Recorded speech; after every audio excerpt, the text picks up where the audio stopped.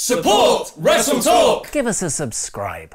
Is Becky Lynch turning heel? The Bludgeon Brothers match for SummerSlam confirmed, and our truth is really funny. I am Luke Owen. Vote in the poll above my head to let me know what you thought of this show using this rating system. Smack damn, smacktastic, smack bang in the middle, Ellsworthy, and a smack in the face. This is the 7th of August 2018 edition of SmackDown Live in about 4 minutes. Randy Orton kicked off this week's show cutting the same promo on Jeff Hardy he did a couple of weeks ago, and then he left, and that was it. Was pretty pointless. Backstage, Becky Lynch and Charlotte Flair talked about their SummerSlam three-way, with Charlotte explaining that she didn't want to steal Becky's spotlight, and Lynch said that she's trying to be happy for her friend, promising that they were good for their upcoming tag team match, and they are not the same as Bayley and Sasha Banks. They then beat IIconics in a match that was more ad break than action. The key, however, was that Becky couldn't get Peyton Royce to tap out to the disarmer because Billie Kay broke it up, but Charlotte Flair tapped her out quickly with the figure 8. After the match, Becky said that she loves tagging with her best friend, but at SummerSlam, it will be a very different story. This is more subtle teasers towards a Becky Lynch heel turn, unless it's all a big swerve and Flair is the one turning, of course. Kofi Kingston did his best impression of Richard Pryor doing an impression of Ollie Davis, and then AJ Styles came out to cut a promo on Samoa Joe. After last week's damning promo by Joe, what is AJ gonna do about it? Nothing, apparently. He said some words, and then, like Randy Orton, just left. This feud amazingly doesn't have a lot of heat at the moment, and we've only got one more show to build some before SummerSlam. Backstage, Rusev promised he would be by Lana's side for her much-anticipated rematch with Zelina Vega. Oh goody.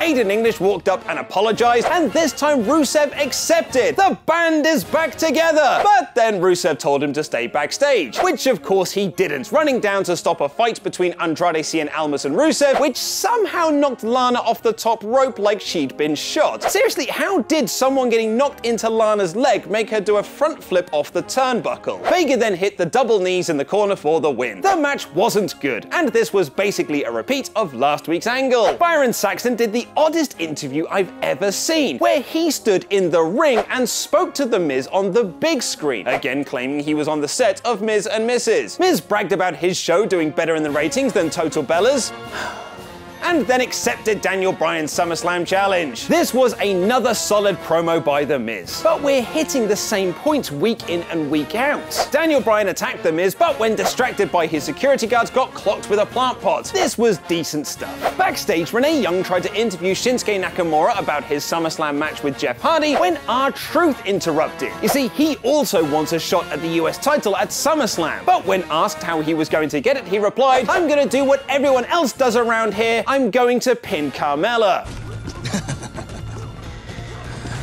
That's actually hilarious. This led to a match between Nakamura and Truth, which Shinsuke won with the Kinshasa. I enjoyed this. The Bludgeon Brothers defeated 3 local competitors in a fantastic handicap squash match, which set up the New Day taking on The Bar to see who will face the SmackDown Tag Team Champions at SummerSlam. This was a really, really good TV match, with action and near falls that were structured around the ad breaks. It was fast-paced and frantic, and saw New Day pin Cesaro after the midnight hour. A really terrific main event. And yet this episode of SmackDown Live was somehow mostly average. Don't get me wrong, the main event was great, but nothing else really leapt off the screen. It balanced its matches and promo segments better than it did last week, but the irony is the show was missing that killer angle that made you want to see SummerSlam. The Becky heel turn teasers are nice and subtle, but the AJ and Joe match has zero heat. Randy cut the same promo he did 2 weeks ago, and Rusev Day is more like Groundhog Day. This week's SmackDown Live is a high smack bang in the middle, and that really is all for the New Day versus The Bar, which was awesome.